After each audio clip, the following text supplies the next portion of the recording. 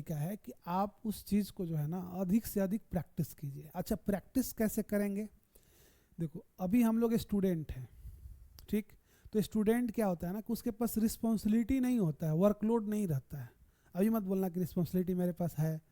हमारा कहने का मतलब कि एक वर्कलोड अलग होता है। जैसे कंपनी का काम मिला, कंपनी पैसा दे रही है तो हम भी इंटरेस्ट लेके काम कर रहे हैं उसका। तो जब हम काम करने लगते हैं ना तो हम अधिक से अधिक चीज़ें अपने आप याद हो जाता है और अधिक से अधिक चीज़ें जो है समझने लगते हैं, सीख जाते हैं। लेकिन एज ए स्टूडेंट जब पढ़ते हैं, हुआ तो हुआ, नहीं हुआ तो छोड़, बंद कर, चल हटाओ, अब दूसरा चीज़ देखेंगे, बाद में देखेंगे इसको। ये वाला जो कंसेप्ट है ना, इसमें बस यही हमें सीखने नहीं देता है।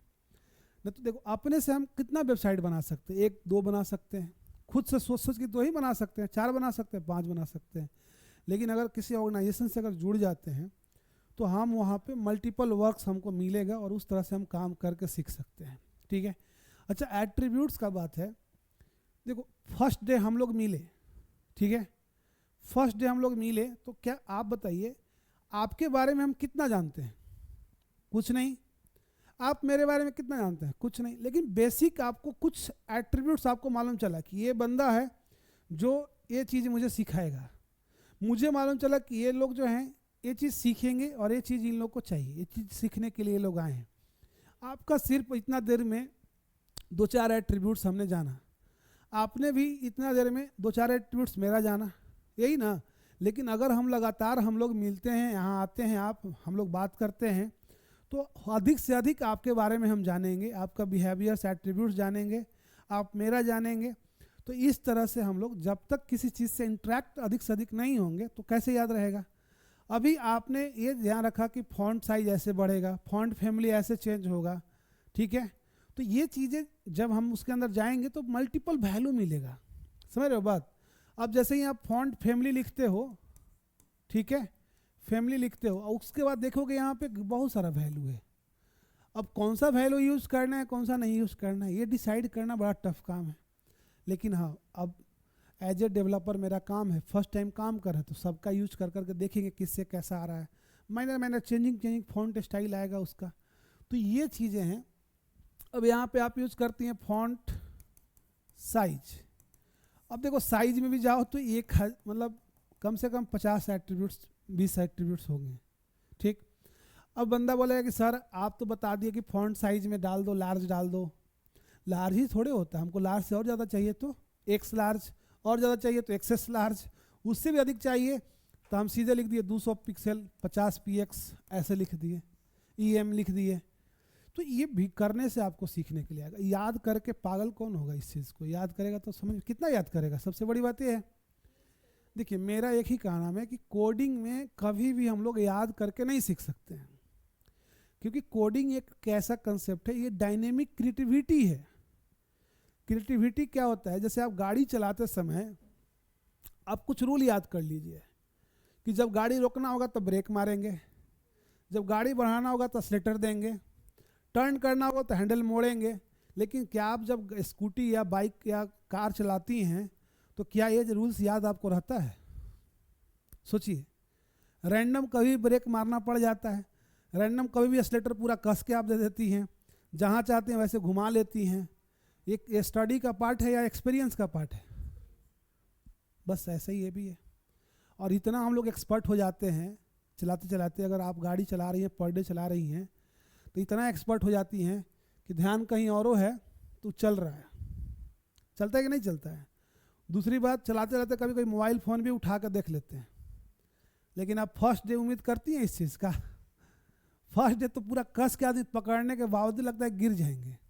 तो कोडिंग भी ऐसा ही है ना, आप प्रैक्टिस में जब उससे जुड़ जाती हैं तो ऑटोमेटिक आपको याद हो जाता है। आपको याद नहीं करना है, वो तो खुद बिहेवियर उसका मालूम चलेगा कि ऐसा करेंगे तो ऐसा बिहेवियर आ जाएगा, चलो ये वाला यूज़ कर लेते हैं। क्लियर हो बात? तो ये कुछ भी है, प्रैक्टिस का कंसेप्ट है, याद नहीं करना है। और याद करके आप सोचेंगे कि वेरिएबल के बारे में याद कर लें, समझ रहे हो बात?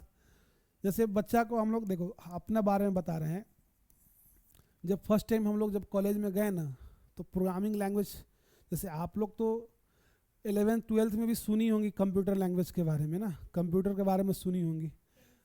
हम लोग के टाइम में तो कंप्यूटर था ही नहीं, मतलब आप 10 रिलेटिव ढूंढिएगा तो एक आध रिलेटिव के यहाँ मिलता था, चाहे वो भी नहीं मिलेगा, वो भी बढ़िया पैसा कमाने वाला होगा तभी उसके यहाँ मिलेगा कंप्यूटर। तो हम लोग के लिए तो एक तरह से इमेजिंग के अलावा कुछ नहीं था। आपको याद होगा, मतलब पूछेंगे घर में तो बताएगा लोग कि हाँ पहले कंप्यूटर नहीं था सबके पास। अच्छा वो कंप्यूटर छोड़ो ना, मोबाइल फ़ोन नहीं था सबके पास। एक बहुत पहले सबके पास मोबाइल, एक गांव में, अगर गांव से बिलोंग करते हैं तो एक गांव में एक आदमी के पास वो जो WLL फ़ोन कहते थे उस तरह का रहता था, ऐसा बना हुआ। फिर एक घर में एक पापा के पास मोबाइल आया, वो नोकिया वाला छोटा सा वाला। अब तो सबके पास मोबाइल है। तो टाइम के हिसाब से चेंज हुआ। तो सोचो कि उस समय आप तो जान रहे हो ना कि कीबोर्ड है ये, आप इसको क्या समझते हो, ये क्या है, ये क्या है, मॉनिटर कहते हैं ना हम लोग इसको, डिस्प्ले है ये, यही ना। लेकिन हम लोग को याद करना पड़ता था।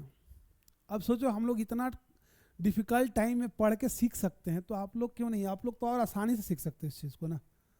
आप ये जो लैपटॉप में ये जो की है, इसको ये रट्टा मारते थे हम लोग, ये कीबोर्ड है, कीबोर्ड है, कीबोर्ड है, कीबोर्ड है, कीबोर्ड है, मतलब ये रटना पड़ता था। ये फंक्शनल की है तो ये आपका न्यूमेरिक की है, ऐसे रट रट के हम लोगों ने सीखा उस चीज़ को। ये जो आप मशीन देख रहे हैं ना, CPU जिसको बोल रही हैं आप, वो CPU है। और उस छोटा सा एक और आता है ऐसे UPS। अब ये कन्फ्यूजन होता था उस टाइम में हम लोग को कि CPU ये है, UPS ये है। कभी कभी तो CPU को ही UPS बोल देते थे हम लोग। तो बाद में याद करना कि UPS से पावर सप्लाई हो रहा है और CPU जो है अलग काम कर रहा है। तो सोचो कितना डिफ़िकल्ट टाइम होगा। लेकिन अभी के टाइम में अभी ऐसा कोई बच्चा कन्फ्यूजन है? बच्चा छोड़ो ना, अभी जो 1 क्लास में पढ़ रहा है उससे पूछो, वो भी बता देगा। क्लियर? तो ये है समय के हिसाब से आप अवेयर होते जाते हैं तो आपको याद हो जाता है। अभी तो 6 मंथ का बच्चा बढ़िया से मोबाइल ऑपरेट कर लेता है, देखे हैं कि नहीं? घर में मोबाइल दीजिए उसको, यूट्यूब फटफट आप मनपसंद अपना वीडियो भी ओपन कर लेता है। अब बताओ उसको कौन सा पढ़ाई पढ़ाया गया? तो ये चीज़ हैं हम लोग का इसके साथ, टेक्नोलॉजी के साथ। हम लोग टेक्नोलॉजी से जितने जुड़ेंगे उतने बेटर हम लोग उस चीज़ में करेंगे। ठीक है? तो कहने का मतलब सिंपली यही है कि आप इस फील्ड में, हमारा शुरू से ही कंसेप्ट है, जब हम कॉलेज में एज ए लेक्चरर काम करते तब का भी बात कर रहे हैं, और अभी हम 13 साल से सिस्टम चला रहे हैं अपना कंपनी, वहाँ भी हम लोग यही फोकस करते हैं कि याद कुछ नहीं करो, आप उस काम को इतना करो ना कि वो चीज़ें अपने आप दिमाग में आपका आ जाए। अच्छा, जो अभी आप यूज़ करेंगे, फर्स्ट वेबसाइट जो बनाएंगी आप, तो लगेगा कि अरे कितना मेहनत लगा, ऐसे लगा ऐसा लग। जब आप सेकंड वेबसाइट बनाएंगे ना, लगेगा ना पहला में बहुत गलत चीज़ यूज़ कर दिए थे, ये चीज़ नहीं ज़रूरत था। जब आप तीसरा बनाएंगी तो फिर कन्फ्यूजन आपका दूर होगा कि पिछला सेकंड वाला में थोड़ा सा ऐसे गलत हो गया, उसको ऐसे करते ज़्यादा अच्छा रह जाता। तो जितने नंबर ऑफ़ टाइम आप बनाती हैं वेबसाइट्स को, उतने आपका स्किल्स जो है चेंज होते जाता है। समझ में आया बात? आप C लैंग्वेज पढ़ी होंगी कभी, एक बार जब फर्स्ट टाइम पढ़ी होंगी तो आपको ये भी याद करना पड़ता होगा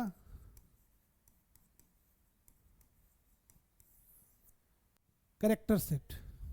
ठीक? क्या कैरेक्टर सेट था कि हम C या जो भी इंस्ट्रक्शंस प्रोग्राम में लिखते हैं तो उसके लिए हम क्या क्या कैरेक्टर यूज़ कर सकते हैं। तो बोला गया कि आप इसमें अल्फ़ाबेट यूज करोगे, स्मॉल वाला और कैपिटल वाला भी। ठीक है? बोला गया कि डिजिट भी यूज आप इसमें करते हो 0 to 9, और आप इसमें सिंबल्स यूज करते हो। ठीक? इसको याद करना पड़ता। लेकिन क्या ये नया हम लोग जान रहे हैं? इंग्लिश भी पढ़े तो उसमें भी यूज हुआ, हिंदी में भी सब था। हिंदी में अल्फ़ाबेट नहीं था बट बाकी सब तो चीज़ था ही ना। वहाँ पे वर्णमाला था ना, क ख ग घ वाला, तो वो भी तो वही चीज़ लैंग्वेज का ही पार्ट है ना। तो ये कहता है कि आप C++, जावा, जावास्क्रिप्ट, PHP, कोई भी लैंग्वेज आप लिखते हो तो उस लैंग्वेज में आप कैरेक्टर के रूप में इन लोगों का यूज कर सकते हो। जैसे आप एक C का प्रोग्राम लिख रहे हो तो यहाँ लिखते हो ना आप, याद होगा #include stdio dot header file बोलते ना इसको। फिर हम लोग लिखते थे इंट मेन, और फिर हम लोग यहाँ पे printf हेलो वर्ल्ड, यही लिखते थे ना प्रोग्राम। न्यू लाइन के लिए /n भी लगाते थे, और यहाँ पे लास्ट में रिटर्न C++ में से लिखते थे। अब ये बताओ आप, इसमें जो कुछ भी यूज हुआ है क्या इनसे अलग है? बोलिए, इसमें जो भी आपने यूज किया है, इसमें ऐसा कौन सा ऐसा चीज है जो इसमें यूज नहीं हुआ है? यूज तो कुछ ना कुछ हुआ ही है, मतलब कहने का मतलब कि इसमें ऐसा कौन सा करेक्टर है जो इसमें नहीं है? कौन नहीं है?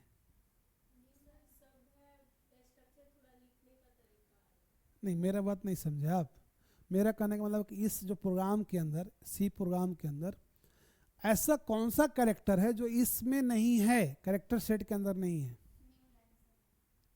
सब है। इसमें सिंबल में स्लैश नहीं है, इसमें एन नहीं है,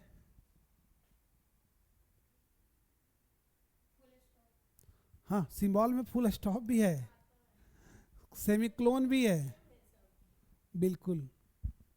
यानी कि कोई भी प्रोग्राम कैरेक्टर सेट पढ़ाने का मतलब ही यही था कि ऐसा आप C++, जावा, पाइथन, जावा स्क्रिप्ट, कोई भी लैंग्वेज में कुछ भी आप लिखोगे तो इन्हीं चीज़ों को मिला के बनेगा। क्लियर? ये हैश भी सिंबल से आ गया, इंक्लूड वर्ड भी अल्फ़ाबेट से आ गया बन के, ये एंगल ब्रैकेट भी सिंबल से आ गया, ठीक है, इंट भी बन के आ गया अल्फ़ाबेट से, मेन भी अल्फ़ाबेट से बन गया, कर्ली ये पैरेंथेसिस जो है ये भी आपका सिंबल से आ गया, ओपन और क्लोज दोनों, कर्ली ब्रेसेस भी सिंबल से आ गया, एवरीथिंग्स इससे है। तो यही सिखाया जाता था कि character set is the group of alphabet, digits and some special symbols which is used to write some instructions in a program. Clear? तो ये सी में, C++ में, जावा में, पाइथन में, जावा स्क्रिप्ट में, सब में, HTML में, सब में यूज होगा। यस, क्लियर हुआ बात? तो ये कैरेक्टर सेट है, देखो याद करना पड़ा ना, लेकिन हम लोग पहले से जानते थे कि नहीं जानते थे इस चीज़ को। दूसरा चीज, अब दूसरा बात यहाँ पे ध्यान दिए होंगे, वेरिएबल्स वर्ड है, कीवर्ड वर्ड है, आइडेंटिफायर वर्ड्स है, डेटा टाइप वर्ड्स है, ठीक, सुने हैं नाम ना इसको, ऑपरेटर्स हैं। ये देखो, ये जो भी बात कर रहे हैं ना, ये सी लैंग्वेज में भी है, C++ लैंग्वेज में भी है, जावा में भी है, C#.NET में भी है, PHP में भी है, और जावास्क्रिप्ट में भी है, अदर और भी लैंग्वेज में सारा कंसेप्ट है। क्लियर? स्पेसिफिक हम किसी एक लैंग्वेज की बात नहीं कर रहे हैं। क्लियर ना? तो देखो बात ये समझो आप, ये दो वर्ड बताओ आप, कीवर्ड्स। एक कीवर्ड्स मतलब क्या होता है?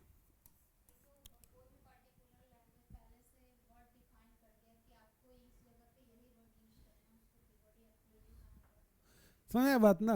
सही बोली हो कि कोई भी लैंग्वेज जब बनता है ना, तो उसमें कुछ स्पेशल वर्ड्स सेलेक्ट होते हैं कि ये वर्ड्स इस काम के लिए यूज होगा, ये वर्ड्स ये काम करेगा। तो वैसे वर्ड्स को हम लोग कहते हैं कीवर्ड्स, यानी सीक्रेट वर्ड्स, जिस वर्ड का कुछ स्पेशल मीनिंग होगा उस लैंग्वेज में और स्पेसिफिक प्लेस पे स्पेसिफिक पर्पस से यूज किया जाएगा, दिस इज कॉल्ड कीवर्ड्स। अब ये जो कीवर्ड्स है, ये क्या हमको सिर्फ C++ जावा में मिला? ये तो इंग्लिश में भी था। डिक्शनरी वर्ड आपका क्या है? डिक्शनरी वर्ड आपका क्या है? जितने भी डिक्शनरी वर्ड हैं, just this is example of a keywords. अच्छा ये बताओ आप, जो मुझे जिन्होंने मुझे जन्म दिया उनको हम मदर कह रहे हैं, तो ये मदर वर्ड है या नहीं है? तो ये मदर फिक्स है कि सबको बोल सकते हैं मदर? फिक्स है। अच्छा, माँ जैसी दिखती है उनको ही मदर बोल सकते हैं? बोलते हैं ना? ऐसे रोड पे कोई जा रहा है, माता जी जरा सुनिए, बोल देते हैं। लेकिन अब कोई ऐसा है जो मतलब यंग है, मान लो कि 25-30 साल का है, उसको आप ये बात बोल सकती हैं? नहीं ना। तो ये फिक्स है कि कहाँ पे किस वर्ड का यूज कैसे करना है हमको। क्लियर? हेलो, बोलिए बोलिए। तो मैडम हैं बाहर? हाँ ठीक। समझे? तो कीवर्ड्स वही है। अच्छा, सबसे इंटरेस्टिंग बात क्या है ना कि इंग्लिश में लगभग 1,60,000 प्लस कीवर्ड्स हैं। ठीक है, कितना है मतलब गूगल करके देखना आप, लगभग 1,75,70,000 वर्ड्स हैं। आप कुछ वर्ड सीख के बोलते हैं कि हमको इंग्लिश पढ़ने आता है, बोलने आता है, लिखने आता है।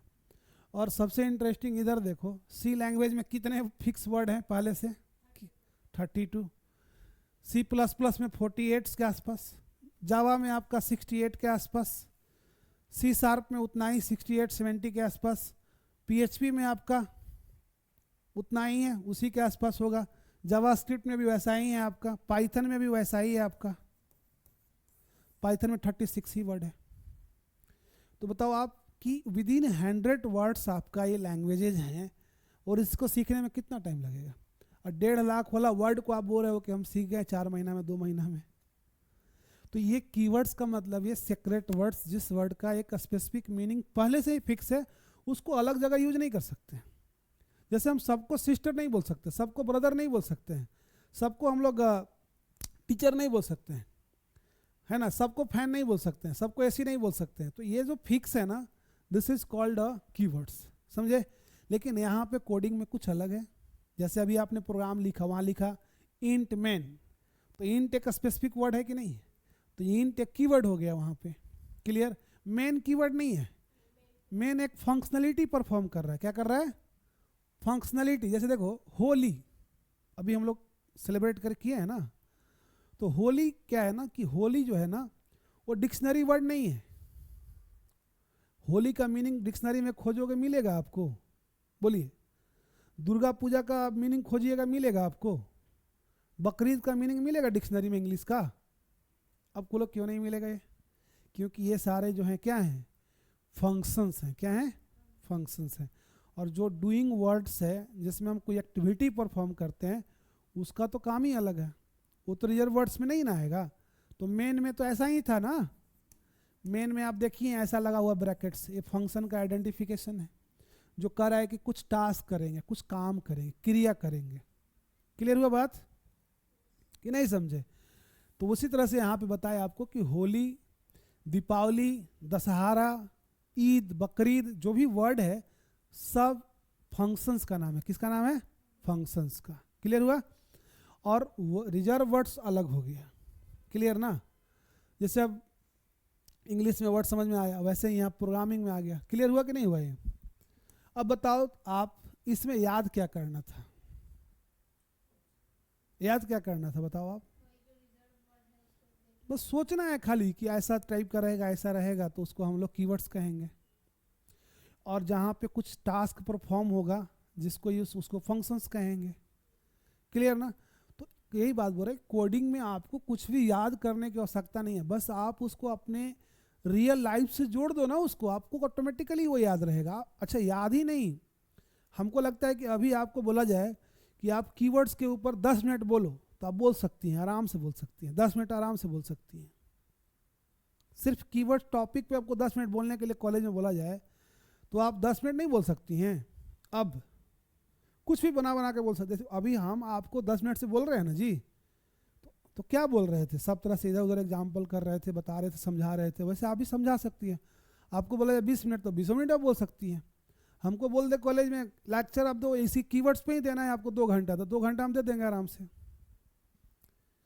जब हमको पर्सनल थिंकिंग उसके बारे में आ जाएगा तो 2 घंटा क्या, 2 दिन भी बोलेगा तो हम बोल सकते हैं। क्लियर है ना? आप याद है जब हम लोग छोटा बच्चा थे तो हम लोग को कॉलेज में, स्कूल में होता था ना, भाषण देने का चलता था ना प्रैक्टिस, कि आपको कुछ लिख के लाना है 15 अगस्त को, 26 जनवरी को, और कुछ भाषण देना है। सबके स्कूल में होता है ऐसा। तो हम लोग लिख के जाते थे, जितना याद किए रहते थे उतना बोलते थे, या कभी कभी बोलते बोलते बीच में स्टॉप हो जाते थे। उसका रीज़न क्या था कि हमने गांधी जी के बारे में कुछ स्टडी नहीं किया सही से, बस हमने गांधी जी के बारे में पढ़ लिया, रट्टा मार लिया, जाकर वहाँ सुना दिया। लेकिन जो बंदा गांधी जी के पूरा जीवनी को अच्छे से पढ़ सके, उसको आप बोलेंगे कि लगातार 1 महीना गांधी जी के बारे में बोलो, तो बोल सकता है कि नहीं बोल सकता है? तो ये है लेक्चर का कंसेप्ट, ये है कि जिस टॉपिक्स को हम लोग अगर रियल में, रियल लाइफ से जोड़ के समझ जाएंगे, तो जितना चाहे उसके बारे में उतना आंसर लिख सकते हैं, है कि नहीं। लेकिन अगर याद करेंगे तो आप याद किया हुआ एक सेंटेंस बस लिख सकते हो, उससे अधिक कुछ नहीं लिख सकते हैं। यही ना लिखिएगा एग्जाम में जाके, keywords is the reserve words which meanings is already defined, लेकिन उसके आगे क्या लिखना है मालूम नहीं चलेगा, उसके बाद याद नहीं किए थे। तो याद नहीं करना है इसमें आपको कुछ भी, आप पर्सनल लाइफ से इसको जोड़िए और अपने आप देखिए इसका आंसर बनता चला जाएगा। अब दूसरा वर्ड देखो तो यहाँ पे क्या है आपका, समझ में आया कि नहीं आया? कुछ दिक्कत लगे तो बोलिएगा। अब क्या है, क्या समझती हैं इसके बारे में?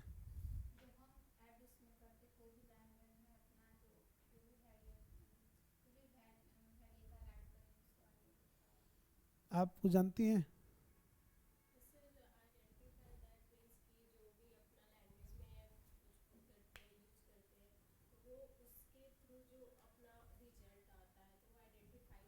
देखो इतना इसको याद करने की ज़रूरत नहीं है, नाम ही इसका है। मतलब किसी चीज़ को आइडेंटिफाई करने के लिए जो नाम देते हैं, दिस इज कॉल्ड आइडेंटिफायर। जैसे इस जगह को आइडेंटिफाई करने के लिए नाम दे दिए हैं CSDT सेंटर। जैसे हम लोग को आइडेंटिफाई, जैसे ही जन्म लिए हम लोग को आइडेंटिफाई करने के लिए रवि, मोहन, गीता, सीता नाम रखा गया ना। जैसे ही मोबाइल फ़ोन, ऐसे ही इसका आइडेंटिफाई करने के लिए नाम दे दिया गया, बोर्ड को आइडेंटिफाई करने के लिए नाम दिया गया। तो रियल लाइफ में भी हम लोग किसी भी चीज़ को प्रोग्राम के अंदर या रियल लाइफ के अंदर आइडेंटिफाई करने के लिए जो नाम देते हैं उसी को आइडेंटिफायर कहते हैं। तो अब बात है कि प्रोग्रामिंग में ऐसा क्या चीज़ है जिसको आइडेंटिफाई करते हैं? जैसे मेमोरी एलोकेशंस, कोई मेमोरी एलोकेट किए हैं ये कि यहाँ पे हमारा डेटा ही रहेगा, तो इसका आखिर नाम क्या रहेगा इस जगह का? तो उसका नाम जो दीजिएगा ये आइडेंटिफायर हो गया, है ना। फंक्शंस बनाया आपने, फंक्शंस का नाम दिया, वो भी आइडेंटिफायर हो गया। आपने एरे क्रिएट किया, एरे का जो नाम दिया वो भी आइडेंटिफायर हो गया। आपने क्लास क्रिएट किया, क्लास का जो नाम दिया वो भी आइडेंटिफायर हो गया। आपने ऑब्जेक्ट क्रिएट किया तो ऑब्जेक्ट का कोई नाम XYZ कुछ भी दीजिएगा ना, वो भी आपको आइडेंटिफायर हो गया। यानी कि इन प्रोग्रामिंग लैंग्वेजेस कुछ भी आप आइडेंटिफाई पॉइंट ऑफ व्यू से दे रहे हैं कि इसका ये आइडेंटिफिकेशन नेम रहेगा, तो दीज आर कॉल्ड आइडेंटिफायर।